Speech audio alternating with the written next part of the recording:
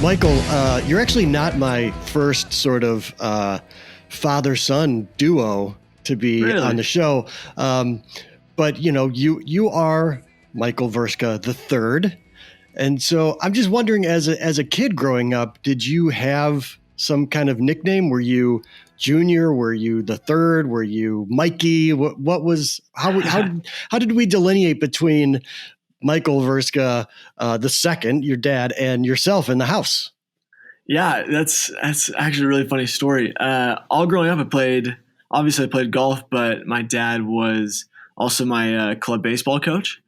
Okay. And we kind of made it a rule, like very early on, that I wouldn't call him dad on the diamond or anything like that.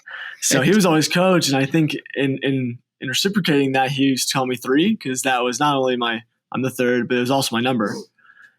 So yeah, he called me three all the time. It was really, looking back, it's kind of embarrassing, because we'd be in grocery stores and I'd wander off and he'd yell Michael and I wouldn't respond. And then he'd yell three, and all of a sudden I was like, "Oh, sorry, Dad. Like, didn't mean to wander off there." But so yeah, I was three. Dad was Mike, and then Michael Vrska the first was Michael. So right, okay. Now, I always wonder this. So I remember I have two daughters and a son, and my father's name is my middle name, and so there was some, I don't know if you want to call it pressure, and it wasn't even from my own family. It was from my wife's family at the time. But to name my son, it was a big deal that we were having a son. And they were like, you should name him Christopher. You should name him Christopher.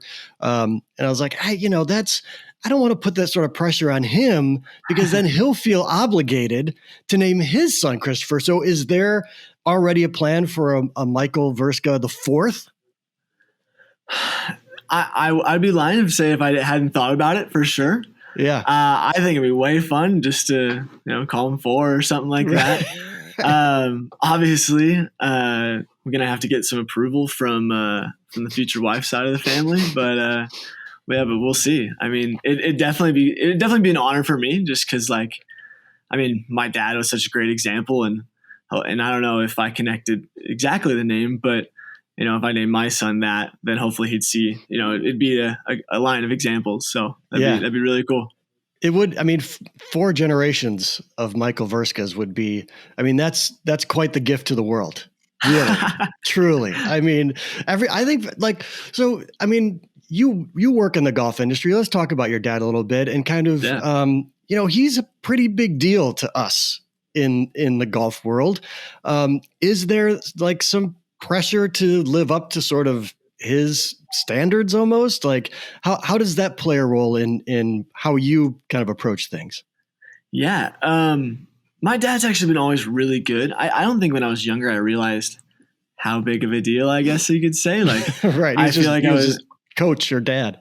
Yeah. I feel like I was so oblivious when we'd get to go to like when he worked at Wilson, we got like to go to Ivanhoe Country Club, and I think I definitely took that for granted as a teenager. Right. Like, oh yeah, let's just go to the club, hit some balls, like play around, like whatever, it's fine, Yeah. But my dad was really good at always telling me like to like create your own path, and he never put any pressure on me to go one way or another career wise. I think he's definitely happy that I ended up where I am. But yeah, there's never been, I wouldn't say there's pressure, but there's definitely like a standard that I want to reach. And it just goes back to that whole like leading by example type thing, and trying to just, not get on his level, but definitely, carry on the greatness. Right. That's right. Now, by the way, did three as a nickname carry into, because I'll tell you what my nickname was okay. I play baseball too. And, baseball players are just like, we all have a nickname, I feel like. And so to this day, I'm in my mid 40s now. If I hang out with a former teammate, I am still Magoo. I've been Magoo like for like 30 years. But so is it still three to a lot of people that, when you go back home or whatever and run into them, are you still three? Yeah, it's either three or it's kind of weird. Like it's either three, MV3. Because MV3 is a good one, man. That I'm a bit jealous of. It has MV3. a good ring to it. So, oh man, it's put that on a hat. I mean, that's just fantastic. Yeah. So yeah, 3 MV3 or just Vrska to like the kids that I played like varsity ball with. Like Yeah. it's kind of weird. Like Yeah. I have to have such a common first name and then such an uncommon last name that they call you by the uncommon last name. It's really hard to pronounce. But Right. yeah, I don't know many people. Maybe my high school girlfriend maybe called me Michael, but other than that, I can't think of anybody that did. Yeah. Yeah. That's funny because my non-baseball high school friends and even college friends, they introduced me as McEwen. Like, I don't even know if some people know my first name. Like, they may just assume that All it's right. just McEwen, which is cool with me. That's fine. Whatever. Hey, if it catches. Right. So let's talk about your career a little bit. I feel like so you're the marketing manager for Asher Golf, one of Yep. my very favorite companies, and it's very funny because Asher Golf was born like in 2009, I think. So Yep. maybe whatever it is, 11, 12 years ago. I started playing golf in 2010.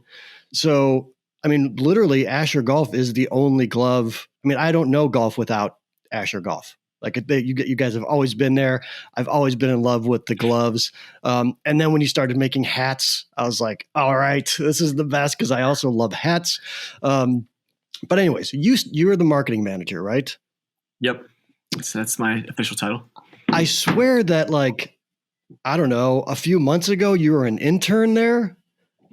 Yeah. Weren't you just interning at Asher Golf? How did this happen? Let's talk about this meteoric rise of one MV3 at Asher Golf. Yeah. How far do you want me to go back? You want me to start like my first internship or what? Yeah, let's start at the internship.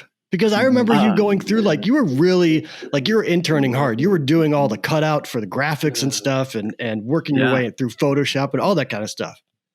Yeah. So I guess my kind of switch to the golf industry because when I so I went to Utah State up in northern Utah and I wanted to I knew actually since I was like probably 12 I saw one of the old Michael Jordan ads and I was like, Dad, like I want to make commercials, or I want to do. He's Really? like, oh, like marketing sounds fun. He would always talk to me about it and things like that. So that was the original inspiration. So as weird as it sounds, I've wanted to be in marketing since like 8th grade. Yeah. So I'm really glad that it ended up here. But yeah, my junior year of college, I was trying to find an internship. Just that's what you do when you in between your junior and senior year, you get an internship that you can kind of leverage or whatever. And it was down to 2. I had my final interview at Under Armour to go work there for the summer, and then kind of out of the blue, got introduced to Chad Coleman at Callaway and applied for the internship there. And it was just like such a toss-up decision. And I ended up going with Callaway just because it felt better. Just kind of sounded like I'd have a little more like room to grow, a little more personal mentorship. And I'm super glad I did that. And it was really, really funny because I was like thinking of all the pros and cons, and I was like, oh, Under Armour, like maybe I could work with Steph Curry or something like that. Right, and then literally like towards the end of the summer, they're like, oh yeah, we signed Steph Curry. So we need to start coming with a plan. So it was such the best of both worlds. That summer made me fall in love with like golf marketing and things like that. Okay. And then graduated, and then I was, senior year happened, and I graduated in the middle of the pandemic, which was super weird. Cause like it kind of felt like I had a final, like I had a test that day, and then the next day school shut down. So it was like, wow, it was super weird. So I just huddled in my apartment and came across the Asher Golf listing and interviewed a few times. And they were like, oh yeah, look, we'll start you off on an intern basis kind of thing and let you prove your worth. And yeah, I guess I worked my tail off or did something really good to make it full time. So not just full time, like you're the guy now. You're doing the marketing. Yeah. And it's so fun. I can't describe to you how much I love that. Yeah, it seems like just following you along on social media and on Twitter and stuff that you really truly do. I mean, you love what you do, and you work for a really cool company in general. Yeah. I had a question about that because it does seem Um, and we'll talk about the glove caddy in a moment, because that's a hot topic. Oh my goodness. Very hot topic. Yeah. So it seems like since from the start, since I've kind of been following along this entire time with Asher Golf, you guys have sort of, I don't know if it's a kind of an ethos, or just if it's from the people that founded the company that still have this influence on it, or how they manage it. But there's something about the company just in general that is welcoming. It's different without being kind of over the top, like, I don't know. It's like a perfect little balance of super cool, stylish stuff, starting with the gloves and moving into, the slides and the hats and the shirts and all the other apparel. How active is that, from the company's perspective, to kind of, I don't know, continue that sort of feel for the company? Is that something that's natural, or is that something that is really worked on? I think it's a little bit of both. I think everyone that works here just kind of got tired of the same old, same old. Not to say that that's bad, but like, we talk about that, you'll walk into like your local golf retailer and there'll just be a wall of white golf gloves. Yeah. And it's like, okay, like that's cool, but this could be so much better. And the mantra has always been that your golf glove is not just utility. It's like an extension of your style, your personality, like how you are on the golf course type of thing. And I think all of us come from a background and a personality that's like how we have lived life, kind of just in every aspect. And it just translates to our work. So yeah, it's definitely, we talk about brand ethos and taglines. Like, yeah, that's written in the value statement somewhere, but it's not hard to live it every day when you come and work. Yeah, it just seems, I don't know. Every time, maybe again, I've kind of grown up with Asher Golf from a golf perspective, but it just seems like every time you guys drop something, I want it. Every That's the goal. Time. Good. Yeah, it's totally true. So speaking of which, let's talk about the brilliance. It's such a great idea. I'm so mad that I didn't think about it in the first place and think of it myself. The golf caddy, right? This thing, you couldn't keep it. I mean, did the site actually crash? Because I remember trying to get to it and it was just like, it felt chaotic. Like, what is going on? Okay, so first, describe what the golf caddy is for the listeners. Yeah, so the glove caddy is just like your one-stop, like, awesome place to put all your gloves. Like, I mean, we have our packaging is designed to keep things a little more fresh, but this is like, instead of having a million packages, you can have one glove caddy that's like super premium leather, super like nice light microfiber inside lining. And I can't keep going any further without a big shout out to like Dormy Workshop, because they definitely had the materials and supply chain to make this happen. So For sure. it's definitely a collab. But yeah, and it's just like it came out in 3 colors. So pick your favorite. My favorite was personally probably the Mustang Gray, just because it has a little bit of extra texture to it.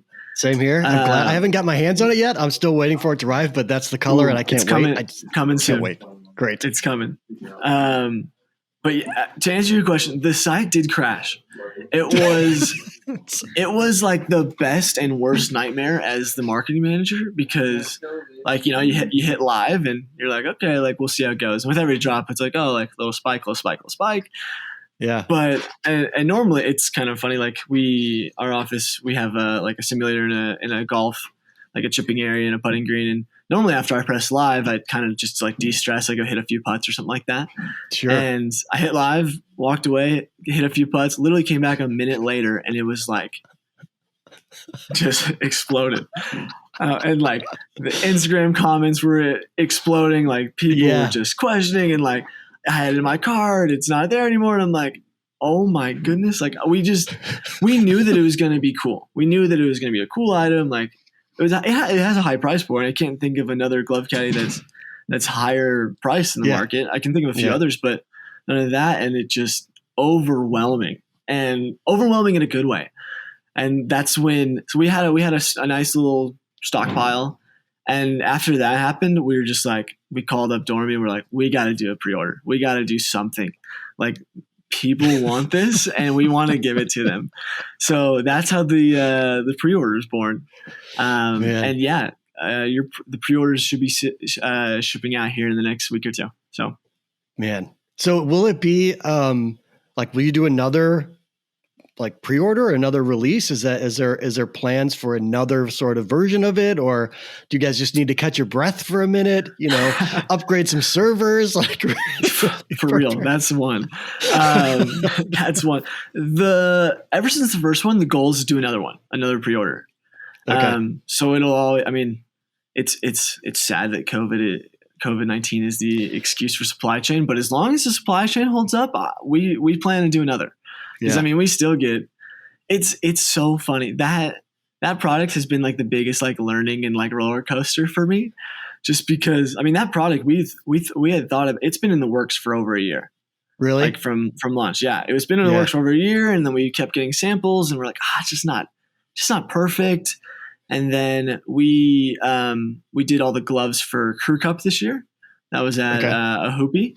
And we made a prototype and gave one of them a prototype glove caddy, and got the feedback back and how that went and everything. And we got some good feedback. There's some things they liked, some things they didn't like mainly just the insides and like the different business card pockets and those things like that. And then I actually, with that prototype glove caddy, I did this just simple little stop motion GIF for the Tonal collection, the white, gray, dark gray one. Yep.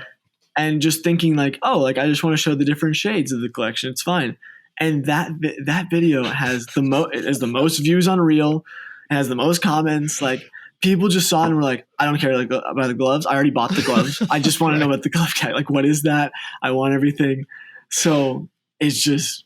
And then that kind of increased sense of urgency to be like, all right, let's just perfect this and let's do it. Like, all hands on deck, let's do it. And credit to Dormy too. They came back they sent us a sample of the inside. At first I thought it was a cow print, which made sense for them because we do their custom gloves that have cow print. But then if you look closer, it's a topography of a bunch of golf greens. I know. And it's just like, we're just like, okay, like that is just the detail we're looking for. Yeah. Sign it off. Let's make it. So it's gotta be kind of tough where, I mean, I think it feels like you guys knew you had something from the early days and you kept trying to perfect it, finding that moment where you're like, it's ready, you know, cause you could have the greatest idea in the world, but if you don't execute it right and put that time into it, it's going to fall flat. Just, you know, 100%. No matter the hype, even more so if, you know, with a lot of the hype. So, it's so fun. Like, yeah, dude, you guys broke the internet, man. So there has to be. You broke my phone, that's for sure. I had to charge like 3 times that day. Is there now like was that sort of Asher Golf's, sort of maybe, like you guys now have this thing that you've all experienced together where you can reminisce like 5 years from now and be like, man, do you remember that time we re-released the first glove caddy and just, you know, everything went bananas. Like everything went crazy. 100%. Like we still talk, like every launch that we plan up to this point is like, okay, that's the standard. It's not going to happen because that was just unheard of, but like, that's the standard. If we can create that much hype, like I'll break my server all day. I'll keep upgrading it if people are buying. I don't care. Like that is not the issue here. Right. God, that's just incredible. Yeah. And again, I get it. I think, I mean, the idea of it is so simple. And yet, you know, you guys took it and made it this like really, really just great thing. It's a glove caddy, right? It's this like simple it's thing. Not even what we do best. Like. Right? But I mean, offline, we were all like, did you see it? Did you see it? Like just, text groups and chains and messages. Like it was quite the thing, man. We were all ready. I mean, we were all prepared to like, there's that whole throw money gif or whatever it is. Like, I feel like that's how we were, basically in real life. So well done. Long way. Thank you. Thank you. Credit to the whole team, but thank you. Yeah.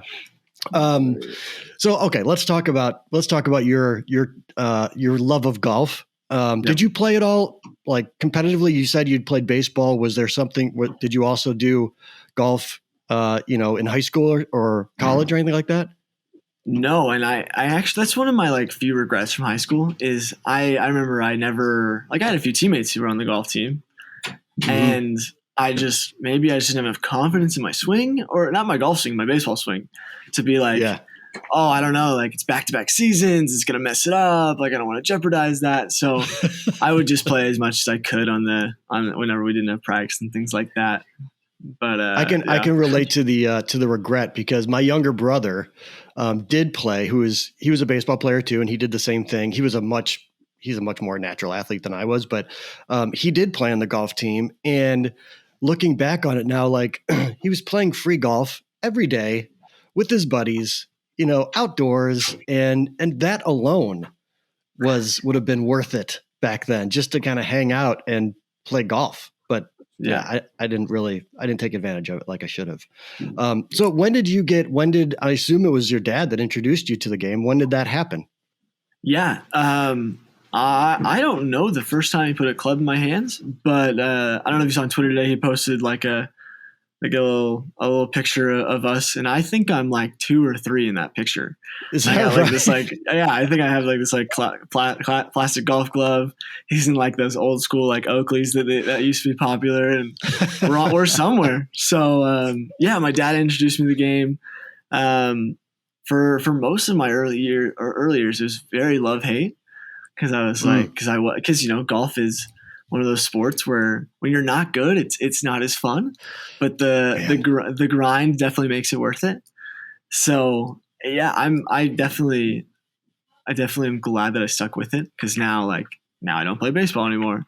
But I mean, in college, like, every Saturday that we had weather, I would go and go down to our local like municipal golf course and play 9 with some friends, or just hit balls. Like, that was just kind of like a good stress relief for me in college. So I'm super glad that I have the game, for sure. And just like that getaway that you can have on the course or on the range is just, that's my favorite part. Like, just the detox.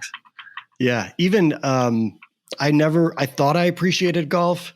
And then, when the pandemic hit and they kind of locked us down and they shut all the golf courses down, I realized I didn't quite appreciate having the game for that reason. And then throughout all of last year, I mean, I could go out on a golf course and it was like normal, like nothing else was bothering me, or, like, I would get to the point where I'd walk off the golf course and then have to remember, like, oh yeah, I can't go in the clubhouse. I can't, it was just like this. Yeah. It's such a great way to I've never really thought of it as escapism, but boy, you're right. It's one of those things where you can just like shut your brain off and just focus on this stupid white ball for 4 hours, right? Yeah. And like, the less you care about your score, the better you play most of the time, and 2, the more you love it. Like, I think it's just like, it's this great competition within yourself that, as long as you keep it in check, is just I mean, I can't think of a time I felt like that in baseball. Like, it was such a team sport, and you like what's the phrase? If you get a hit every 4 at bats, you're in the Hall of Fame, right? So it's like, okay, I struck out 3 times today. I failed 3 times, but so definitely it's when did that sort of, as I mean, we grew up as competitors. We played baseball. We always wanted to win and win and win, right? And when did the idea? Because I've recently discovered that thing where if I don't have a scorecard in my hand, you're right, I play better and I enjoy the game more. When did that sort of? I mean, you're pretty young to come to that realization already. To be like, you know what, I just want to go out and hang out and play golf. Yeah, it's been a recent thing, probably in the last year or 2. Because like, I don't know how it was for you, but when you're really, really good at one sport like baseball, that's not golf, you compare Yeah. your golf game to that sport all the time.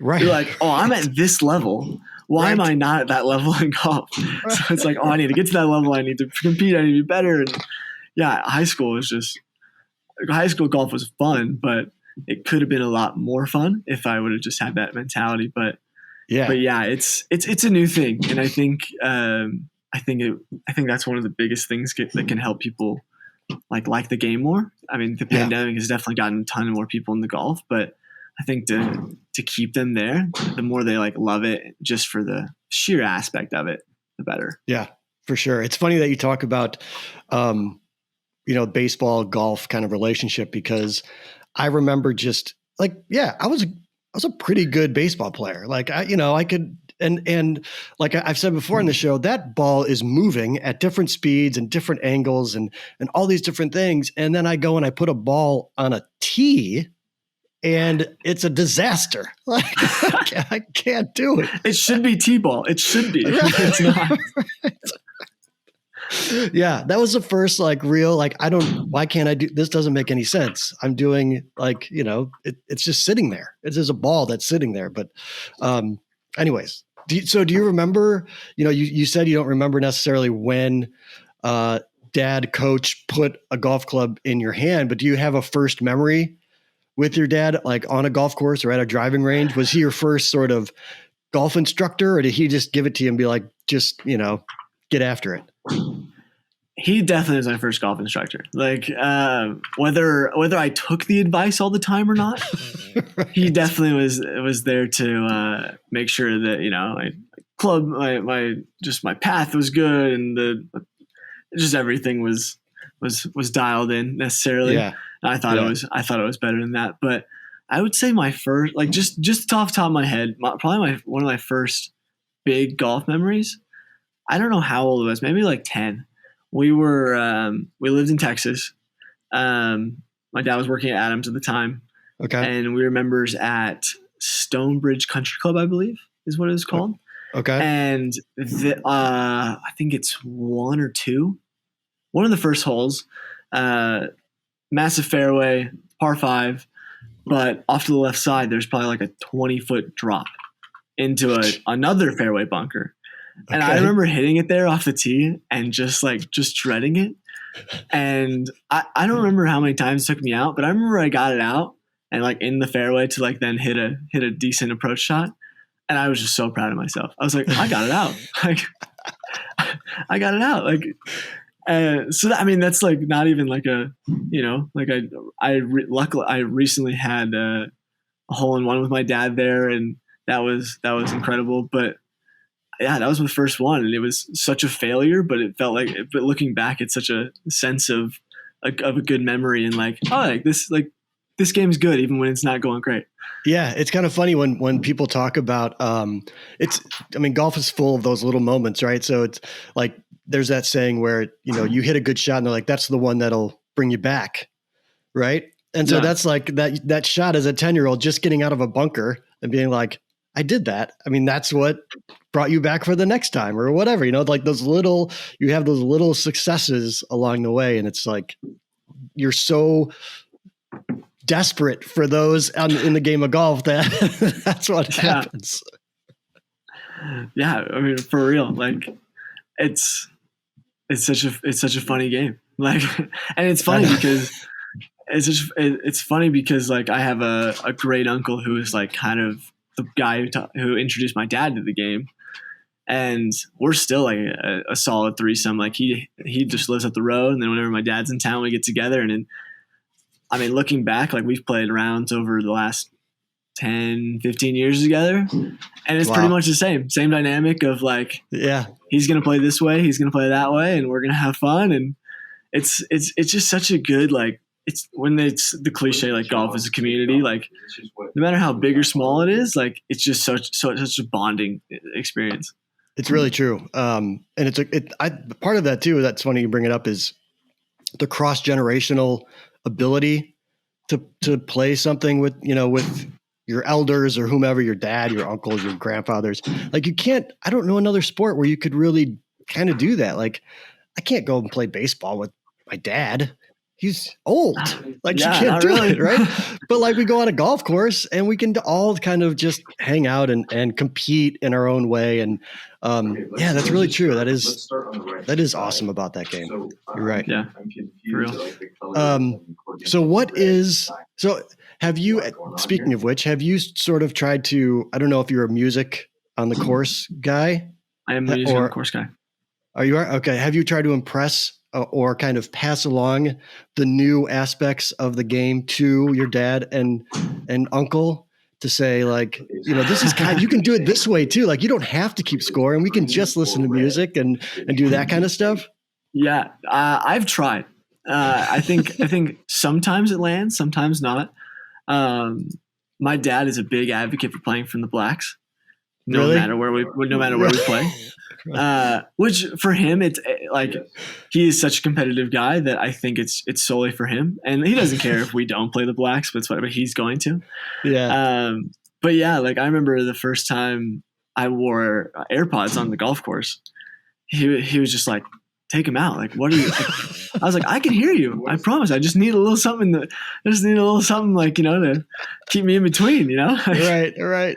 So one of these days I want to get him one of those golf speakers that like magnetizes to the golf cart. I just want to see what he's going to do with it. I think that'd be fun. See, and it worked. Like the way that I convinced my dad to listen to music was I just kept playing the stuff that he loved. Like that's a good tip. At first you'd be like, turn it off, right? I don't want it. But then like, over the years, it's not going to be overnight, Michael, just so you know, it's going to be, you got to wear him down. But eventually, like, you put something on and he doesn't even notice. Before you know it, like he's kind of humming along to the song. And it's like, got you. Yeah. And then you start mixing in your own music. And then, basically you've got it. You got him turned. That's right. Yeah. What do you listen to on the course? Do you have a specific sort of playlist or band or group or what? Gosh, I think it depends on the day. And I think it depends also on how I'm playing. Like if I'm in a groove, I'll like play something a little more upbeat or maybe some like rap hip hop type things, just like memories of the bus rides of baseball, like getting really dialed in and focused. Most days though, it's like some low key alternative. Yeah. Just kind of like stuff you don't necessarily you maybe want to sing along, don't know all the words. Cause the second you start singing along, the second your golf game is just going to take, then you're focused on singing, you're not swinging. But yeah, it's just something just good vibes, that just keep it positive, keep it light. Yeah. I'm always curious about that because everyone has, like, I like music just because I like music, and I'll let anyone play anything, right? I just want to be introduced or hear something, and but then there's other people that I've played with that, like, I know one of my buddies, he will only listen to reggae, and he doesn't even listen to reggae, but there's something to the rhythm of reggae that works well with his swing, and so he will only allow reggae. So it's like, all right, man, whatever. So I'm always curious to hear, like, because, well, again, to his point, the rhythm of a song could certainly affect your swing rhythm, right? I mean, if you're listening to something that's pretty aggressive, you might be swinging a little too quick, you know? So yeah, that's a great point. That's a great point. I mean, on the range, I've definitely noticed that. Like, if I put a random mix on, like all of a sudden it's like, wait a second, that was a little pushy, that was a little chubby. Like, what's going on here? Right. And then that's a good point. I didn't think about that. Now you've got another excuse to when you hit a bad shot. Like, oh, that was a 5/6 beat or a 4/3 beat. I can't hit a golf club. I can't hit a golf ball when it's on a downbeat. It doesn't make any sense. I'm gonna use that. All right. So before you leave, you already kind of, we talked about how you broke the internet. Do you guys, what's planned for the rest of the year? I know you always have these great releases timed around certain events within the golf world and things like that. Is there anything that I need to, prepare myself for and set an alarm clock again, like I did with the glove caddy? What do we have going on this year? Gosh, I can't give away too many details, but I can tell you it will be an Asher year unlike any other. Not to steal from the Masters, but like this year will be definitely a good one with a lot of surprises, I would think. Okay. What I can tell you is we will have the first seasonal collection, the spring collection. We always do spring, summer, fall, winter. Yep. Spring is coming very soon. Okay, great. Early March. So, all right, cool. Stay tuned. As we always say, like stay tuned to social media and your email so you can set the alarm clock. And and there'll be maybe some fan favorites come back. Maybe they get a twist. Who knows? All right. Look, you guys are already kind of going, you're really established as a company when you start going retro with your own. You're like Nike with the Jordans and stuff. You're going to go back to some classics because we all have our favorite gloves from back then. Although I have to say too, like to Asher Golf's credit, it doesn't, like, you guys had good products 8 years ago or whatever, right? And you were doing very well, but I feel like your company continued to push yourself to expand the catalog, so to speak, improve the product that you were built off of, which is the golf glove, and then just continue to, again, full circle, to make things that I think are just really cool, on course, off course, whatever it may be. That it's just been an impressive run by you guys. Yeah, I definitely appreciate that. It's been a lot of hard work, but yeah, it's just like we already talked about. Like Asher is just always in the details. We obsess over them. It can be a fault, but I think the hotter the metal, the better it looks in afterwards. So that's right. That's right. Yeah, it's always in the details. Well, man, thanks for doing this. I appreciate it. This was fun. Thanks for having me. Tell your dad that Magoo, whatever you want to call me, says hello. I'm gonna ask him what he called you. He wasn't my coach, so he probably just calls me. He probably didn't even know. He's like, I just call him Chris. I don't know, or like the guy in Chicago that bugs me for stuff every once in a while or whatever. But yeah, thanks for doing this, man. And I know. Do you guys still have family near me, like in Indiana? Do you ever come back to the Midwest? Yeah, my mom's side of the family is still in the Chesterton, Valparaiso, Indiana, Northwest Indiana all right, great. town. So yeah, we always have a reason to go back. Yeah, good. We should have a meal or play some golf or something when you come back. And I can tell you, I will absolutely. I've heard and seen pictures of Utah golf courses, and I've yet to play one. So if I get out there, I will at least ask for your advice. If not, tell you to bring your speaker and come play some golf with us. Oh, we'll get out. We'll get you some mountains. That's definitely that's the main difference from Chicago. Yeah, right. We build our mountains with steel and concrete and things like that, right? Yeah. You guys have the real thing. Okay, I'll let you go. Oh, you know what? I actually have one more question. I'll go, and then I'll let you go because are you just like do you have a closet of Asher gloves? Like, are you like a pro from like, you don't play an Asher glove twice? Like, you just wear the one, you're like, all right, that's it. I'll move on to the next one. You just kind of constantly circulate them. That's a good, I don't have I have a drawer at the office of like the gloves that I really, really want. With how our model works of selling out and things like that. It's not that there's not a glove I don't love. I find so much joy in like selling things out. And if I take one for myself, it doesn't feel like I sold everyone. So like the Serengeti and the Cognac and the Masters collection, like all those I have. And like the winter collection, I have all of those just because those we're really proud of those and I really like those. So yes, there's a drawer. There's some sample gloves mixed in there. Oh, that's fun. So yeah. So it's I a love little the fact bit that I like that you don't keep them, because then you're like, I didn't technically sell out of this because I have one. That's just always competing. Oh, that's amazing. All right, man. Thank you again. I appreciate this.